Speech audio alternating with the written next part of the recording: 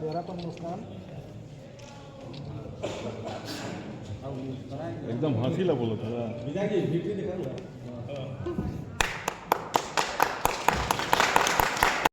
जिंदाबाद जिंदाबाद शेर आया जिंदाबाद जिंदाबाद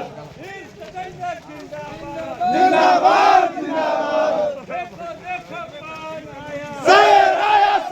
आया तौर पर कह सकते हैं यह जीत भारतीय जनता पार्टी के नीति और सिद्धांत का जीत हुआ है।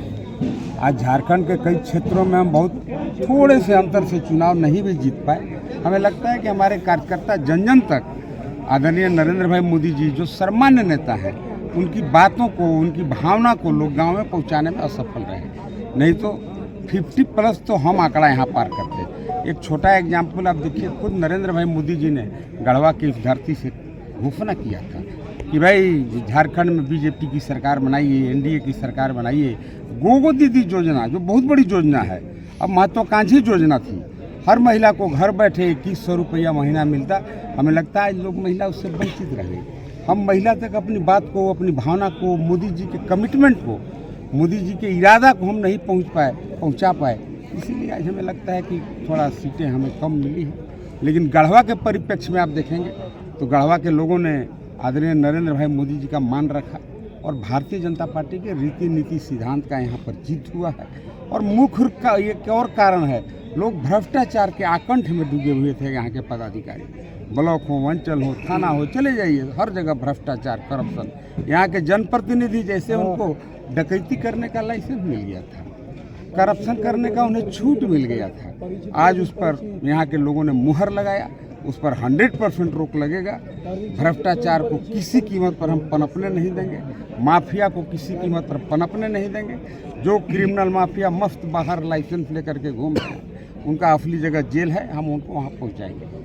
लोगों को अभिव्यक्ति किया जाए, प्रखर आवाज बनते रहे। जनता से क्या कहेंगे आप? नहीं, जनता से मैं कहेंगे कि जनता को कोटि कोटि हम नमन करते हैं, जनता का कोटि कोटि हम बधाई देते हैं कि भाई आज आपकी वजह से, आपकी सहयोग से ही मैं आपकी आवाज़ बन करके यहाँ से भ्रष्टाचार का समूल नाश करूँगा और आपके रोजगार के क्षेत्र में मैं काम करूँगा। आज देखिए 2000 करोड़ रुपया का योजना जो सोन और कन्हर से पानी आ रहा है, पलामू और गढ़वा के ऊंच स्थान पर हमें पानी देने का योजना चल रहा है।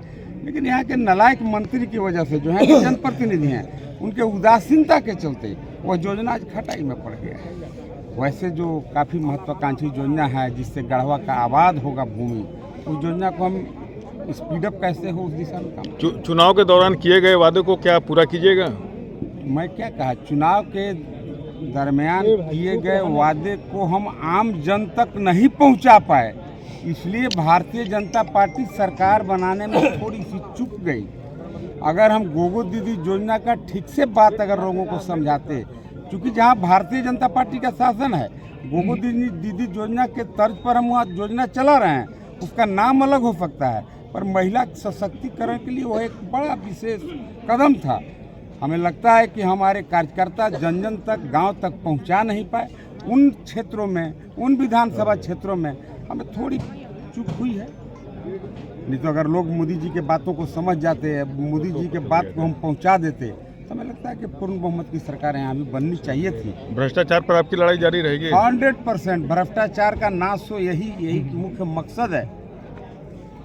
और आप लोग को भी सहयोग करना चाहिए। मैं यहाँ के पत्रकार, मीडिया बंधु को भी निवेदन करते हैं, आप लोग भी सहयोग करिए। बालू जो धक्का धक भैया जी बेच रहे हैं जाके जौनपुर और लखनऊ, उस पर तो रोक लगना ही चाहिए। हमारी सरकार का कमिटमेंट था, भारतीय जनता पार्टी के बाबूलाल मरांडी जी ने कमिटमेंट किया था। आप देख रहे होंगे यहाँ पर आए थे मामा, भारतीय जनता पार्टी के मामा के रूप में उन्हें जाना जाता है। उन्होंने भी मंच से घोषणा किया था कि भारतीय जनता पार्टी की सरकार बनाइए, बालू मुफ्त में फ्री किया जाएगा, बालू पर कोई एक पैसा नहीं लगेगा। भ्रष्टाचारियों को जेल भेजने के लिए आपने बोला था, जेल जाएंगे भ्रष्टाचारी? निश्चित तौर पर जाएंगे, भ्रष्टाचारी के लिए ही जेल बना है, फिर कौन जाएगा जेल में? जेल में इतना सिपाही, हवलदार, जमदार, जेलर सब महीना ले रहे हैं, तो आखिर क्या करेंगे वो लोग? भ्रष्टाचारी को हम जेल भेजेंगे।